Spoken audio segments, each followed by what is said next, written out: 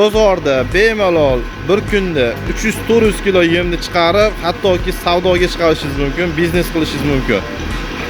Hozirgi kunda granulani 1 kilosidan agar o'zingiz ishlab chiqarsangiz, kamida, eslab qolinglar, kamida 1000 so'mdan pul qoladi. Broiler yemida 2000 so'mdan, quyonni yemida 2500 so'mdan, 2000 so'mdan pul qoladi. Baliq yemida 2500-3000 so'mdan pul qoladi. Mol yemida 700 so'mdan 1500 so'mgacha kilosidan qoladi. Biznes qilaman degan akalarimizga bemalol har qanday turda granulyatorlar ishlab chiqarib beraveramiz.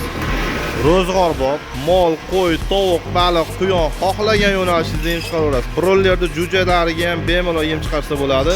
Yemimiz hop, makka, bug'doy, arpa, tariq, oqshoq, semichka mahsulotlardan iborat aralashma yemni chiqarib ko'ramiz. Hashay mahsulotini 50% qo'shsa bo'ladi, tortuviga qarab.